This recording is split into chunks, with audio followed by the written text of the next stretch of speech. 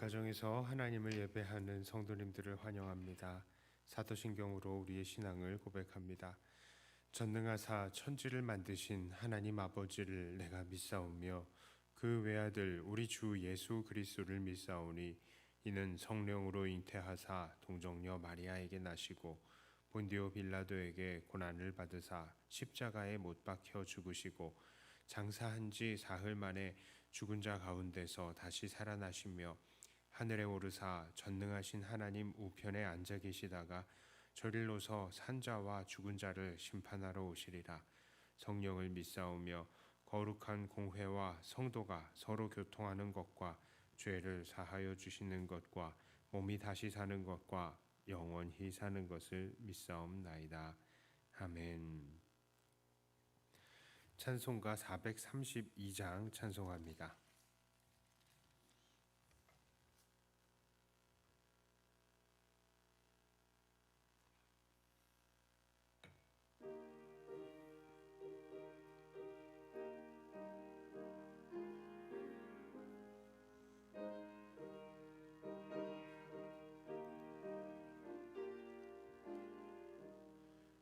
큰 물결이 설레 일어든 바다 저 등대의 불빛도 희미한데 이 풍랑에 배저항해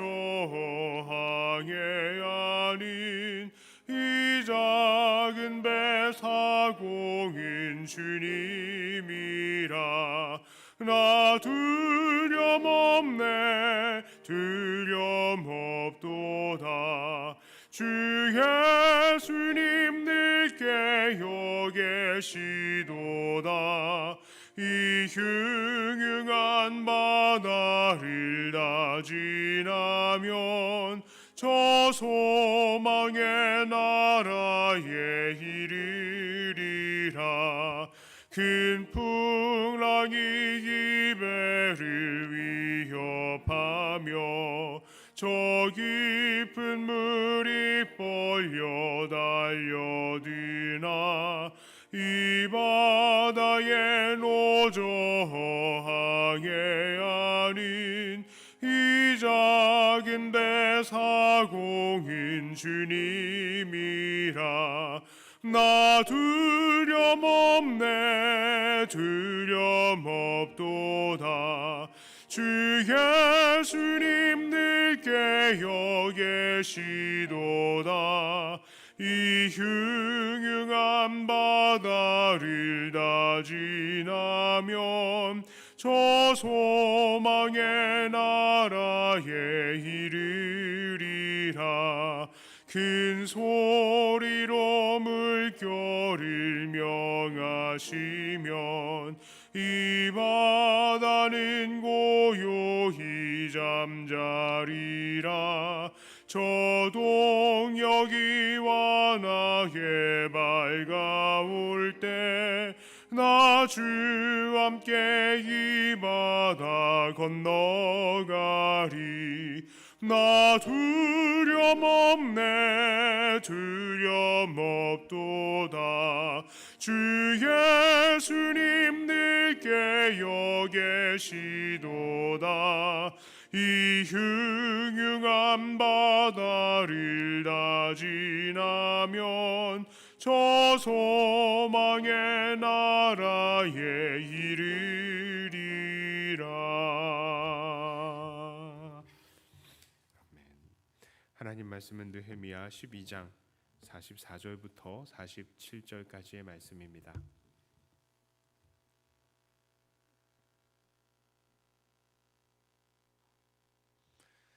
느헤미야 12장 44절부터 47절까지의 말씀입니다.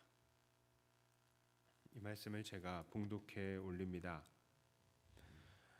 그날에 사람을 세워 곳간을 맡기고 제사장들과 레위 사람들에게 돌릴 것 곧 율법에 정한 대로 거제물과 처음 익은 것과 11조를 모든 성읍 밭에서 거두어 이 곳간에 쌓게 하였노니 이는 유다 사람이 섬기는 제사장들과 레위 사람들로 말미암아 즐거워하기 때문이라. 그들은 하나님을 섬기는 일과 결례의 일을 힘썼으며 노래하는 자들과 문지기들도 그러하며 모두 다윗과 그의 아들 솔로몬의 명령을 따라 행하였으니 옛적 다윗과 아삽의 때에는 노래하는 자의 지도자가 있어서 하나님께 찬송하는 노래와 감사하는 노래를 하였음이며 스룹바벨 때와 느헤미야 때에는 온 이스라엘이 노래하는 자들과 문지기들에게 날마다 쓸 몫을 주되 그들이 성별한 것을 레위 사람들에게 주고 레위 사람들은 그것을 또 성별하여 아론 자손에게 주었느니라. 아멘. 오늘 본문은 느헤미야가 성벽을 하나님께 봉헌을 한 날의 이야기입니다. 이스라엘 백성들은 하나님 앞에서 큰 제사를 드리고 심히 즐거워하였습니다. 43절을 보니까 예루살렘이 즐거워하는 소리가 멀리서도 들릴 정도다라고 말을 합니다. 그리고 나서 느헤미야가 한 것은 곳간에 제사장들과 레위 사람들에게 돌릴 것들을 쌓은 것입니다. 바로 백성들의 첫 열매와 11조를 거두어 드린 것입니다. 이런 첫 열매와 11조, 이것은 모두 레위인들과 제사장들의 양식이 되었습니다. 이렇게 백성들에게서 첫 열매와 11조를 거두라고 하신 분, 그러니까 이런 제사장들을 먹여 살릴 수 있는 아이디어를 내시고 명령하신 분은 바로 다름이 아니라 우리 하나님이셨습니다. 하나님은 왜 그렇게 백성들에게 첫 열매와 11조를 거두고 그들에게 주라고 하셨습니까? 이 44절 후반부에 보면 이는 유다 사람이 섬기는 제사장들과 레위 사람들로 말미암아 즐거워하기 때문이다라고 나와 있습니다. 그렇습니다. 이렇게 하나님 앞에 섬기는 사람들이 있어야 보통 사람들이 하나님을 잘 섬기고 더 기뻐할 수 있기 때문입니다. 그렇습니다. 이렇게 전적으로 하나님 앞에서 수고하는 레위인들과 제사장들이 있었기 때문에 성전의 활동은 원활하게 진행이 될 수 있었고 그들도 예배를 제대로 드릴 수 있었던 것입니다. 사실 이스라엘은 이렇게 레위인들과 제사장들에게 먹을 것을 제공하지 않았었던 때도 있었다는 것을 우리는 알 수 있습니다. 이 사사시대와 같은 경우를 보면 어떤 레위인은 첩을 거느릴 정도로 부자의 이 환경에 처한 사람이 있는가 하면 그 미가의 제사장과 같이 거주할 곳을 찾아서 다녀야 할 정도로 가난한 레위인도 있었던 것입니다. 그러니까 레위인들에게 돌려야 할 11조들을 제대로 거두어지지가 않아서 그리고 그들에게 제대로 분배가 되지 않아서 레위인들이 각자 자기가 먹고 살 방법들을 찾아서 나섰다는 것입니다. 오늘날에도 이러한 현상은 마찬가지로 일어납니다. 교회가 예배와 또 여러 사역에 원활하게 진행이 되게 하려면 역시 전임 사역자들을 둬야 할 것이고 그렇게 되려면 전임 사역자들에게 먹고 살 것들을 충분히 제공해 주어야 할 것입니다.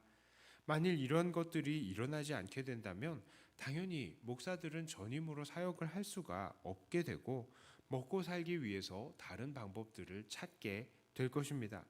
그러다 보면 교회를 돌아보고 또 말씀에 전념할 수 있는 시간이 그만큼 줄어들게 되는 것은 당연한 일입니다. 그러므로 보다 안정적인 사역을 위해서는 교회는 사역자들이 살아갈 수 있도록 물질을 제공해 주어야 합니다. 이것이 가장 이상적인 일입니다. 그러나 오늘날의 현실은 어떻습니까? 목회자들이 목회에 전념하기가 너무 어려운 것도 현실입니다. 이 성도들이 신방을 원하지 않으시는 경우들도 많고 또 전임 사역자를 원하지 않는 교회도 점점 많아집니다. 그래서 사역자들이 교회에서 받는 사례만으로는 생계를 이어갈 수가 없어서 어떤 사역자들은 직업을 가지시는 분들도 계시고 또 사모님들도 일을 하시는 분들도 많이 있습니다. 어떤 분들은 이렇게 일자리를 가지시는 목사와 사모에 대해서 믿음이 없다, 하나님 의지하면 다 주시게 되어 있다라고 또 말씀을 하시는 분들이 계신데 뭐 그 말이 맞을 수도 있습니다. 그러나 하나님의 부르심은 각자 다른 것입니다. 그래서 하나님의 특별하신 부르심이 있지 않는다면 궁하면 일을 해야 하는 것이 바로 하나님께서 이 세상에 지으신 세상의 일반 법칙이고 그것에 순응하는 것입니다. 오히려 그렇게 어렵게 돈을 벌어가면서도 주의 진리를 증거하고 또 성도들을 돌보는 목회를 포기하지 않겠다라는 그 자세를 하나님께서는 분명히 기뻐하실 것입니다. 물론 우리 백동교회는 너무나 모범적인 교회라고 생각합니다. 성도님들이 어떻게 해서든지 목사와 또 전도사님을 챙겨주시려고 하는 그런 마음이 있어서 사역자들이 정말 기쁨으로 생활을 하고 있습니다. 다만 제가 지금 드리는 말씀은 아주 일반적인 말씀이고 모든 교회들을 위한 말씀이라는 것으로 알아주시고 받아주시기를 바랍니다. 실상 한국 교회를 생각해 볼 때에 이렇게 교회에서 받는 사례만으로 생활이 가능하신 사역자들은 비율상으로도 참 적은 편입니다. 우리 교단만 해도 재정적으로 자립이 가능한 교회가 전국 교회에서 60% 정도밖에 되지 않는다고 합니다. 그러니까 대충 추측해 보아도 교회에서 목사들의 사례를 다 감당하지 못하는 교회가 40%나 된다라고 생각하시면 되겠습니다. 저는 개인적으로 그런 목회자들에 대한 부담이 있습니다. 교회가 없는 곳에서 교회를 세우신 분들, 아니면 교회가 많이 있지만 본인의 특별한 목회 철학이 있어서 또 교회를 세우시는 분들이 있고, 또 이런저런 환경 속에서 하나님의 인도하심에 따라서 개척을 하신 목사님들도 계십니다. 이런 목사님들은 사실 우리의 영향이 미치지 못하는 바로 그곳에서 우리 대신에 우리가 전하지 못하는 복음을 전하면서 하나님을 섬기시고 계시는 것입니다. 그렇기 때문에 예수님 안에서 한 몸이 된 우리들 교회들은 그분들을 생계를 도울 수 있는 의무가 있어야 하는 것입니다. 그래서 저는 우리 교회가 그런 목회자들을 많이 돕는 교회로 성장했으면 좋겠습니다. 많은 선교지대의 선교사들을 돕고요. 또 자립하지 못하는 목사님들을 더 많이 돕는 교회가 되었으면 좋겠습니다. 그리고 우리 백동교회의 운영 방식을 그런 식으로 또 이끌었으면 좋겠습니다. 그리고 우리 성도님들도요, 개인적으로 주변에 이렇게 어려운 환경에 처해 있는 목회자들을 많이 알고 계실 줄을 압니다.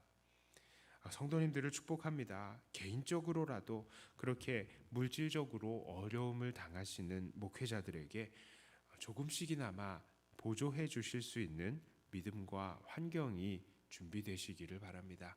풍성히 베풀어 주시면 더 좋고요. 자, 이제 말씀을 맺습니다. 이스라엘 사람들은 레위인들을 먹이며 살 수 있게 해서 성전이 제 역할을 할 수 있게 했습니다.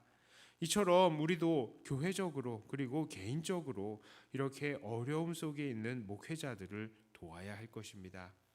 그것은 결국 한국 교회가 하나님 안에서 더욱더 왕성하게 복음을 전할 수 있도록 돕게 될 것입니다.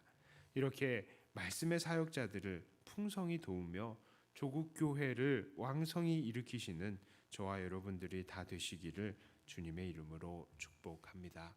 기도합니다. 하나님 아버지, 이 땅에 하나님께서 사역자들을 세우시고 하나님의 말씀을 가르치고 증거할 수 있게 해주시는 것은 하나님 보다 많은 사람들에게 효과적으로 복음이 증거되게 하기 위해서 택하시는 하나님의 방법이라 우리는 믿습니다. 하나님, 여전히 하나님의 말씀을 위해서 또 교회를 위해서 전적으로 또 헌신하시는 사역자들이 계시고 또 그 사역자들을 교회들이 또 보조하고 있습니다. 그러나 여전히 어려움 가운데에서도 혼자 벌이를 해가면서 이렇게 교회를 끝까지 세워나가시는 목회자들도 계신 줄을 우리가 압니다.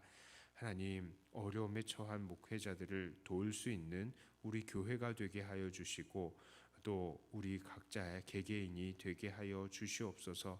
어떻게 해서든지 어려운 환경에서도 하나님의 이 복음을 증거하기 위해서 노력하고 발버둥 치시는 그들을 불쌍히 여기시고, 우리가 마음을 열고 우리의 주머니를 열어서 기꺼이 그들을 도울 수 있는 자들이 되게 하여 주시고, 그것을 통하여서 교회들이 더욱더 든든히 일어나며 주의 복음이 더욱더 왕성하게 일어날 수 있게 하여 주시옵소서.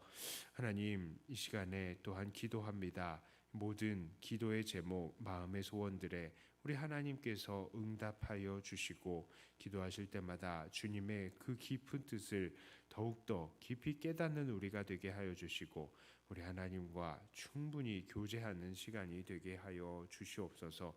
감사드리며 우리 주 예수님 이름으로 간절히 기도드리옵나이다. 아멘. 하늘에 계신 우리 아버지여, 이름이 거룩히 여김을 받으시오며 나라의 임하옵시며 뜻이 하늘에서 이루어진 것 같이 땅에서도 이루어지이다.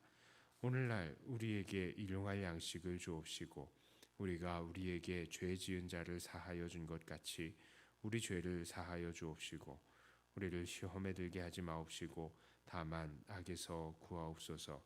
대개 나라와 권세와 영광이 아버지께 영원히 있사옵나이다. 아멘. 받은 말씀 가지고 또 교회를 위해서 기도하시고 각자 기도하시면서 하나님과 깊이 교제하시는 시간 되기를 바랍니다.